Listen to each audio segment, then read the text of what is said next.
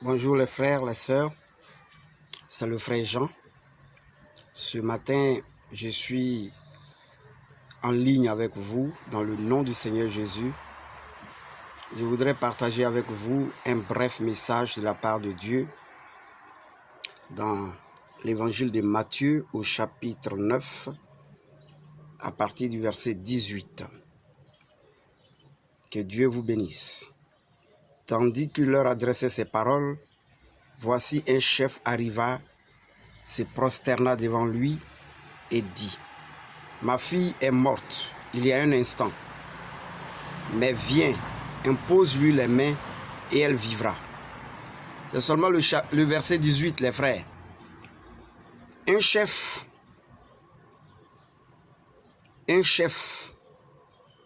arriva, se prosterna devant Jésus et dit, c'est un chef qui se prosternait devant Jésus.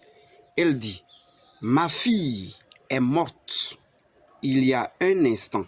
Il venait de perdre sa fille. Et sachant que Jésus est la résurrection et la vie, il vient vers lui et lui demande de venir imposer les mains à sa fille afin qu'elle soit ressuscitée. Tout de suite, le maître Jésus se leva et le suivit avec ses disciples. Et voici une femme atteinte d'une perte de sang depuis 12 ans s'approcha par derrière et toucha le bord de son vêtement. Voici un autre message. Une femme qui devait créer sa foi. Elle a créé sa foi, sachant qu'elle pouvait seulement toucher le bord du vêtement de Jésus pour être complètement guérie de sa perte de sang qui durait depuis 12 ans. Elle aussi a créé sa foi. Si tu veux être guéri, si tu veux recevoir des miracles du ciel, des miracles de la part de Dieu, crée ta foi. Ne copie pas les autres. Parce que la foi des autres, c'est pour eux. Toi-même, crée ta foi. Crée la circonstance de ta foi. Ouais, dans ces deux épisodes, ce chef qui arrive et qui a son enfant mort, sa fille morte. Et la première des choses qu'il fait, il se prosterne devant Jésus. Il ouvre sa bouche et il parle. Au moment où Jésus se lève pour aller intervenir, parce que vous êtes sans ignorer que Jésus pouvait même ressusciter la fille de Jairus à distance.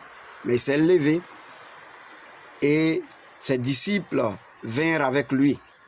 Ils allaient vers la maison de ce monsieur et une femme qui était malade depuis combien d'années? 12 ans, s'approcha par derrière et toucha le bord de ses vêtements. Car elle disait en elle-même, voici la foi qu'elle s'est créée.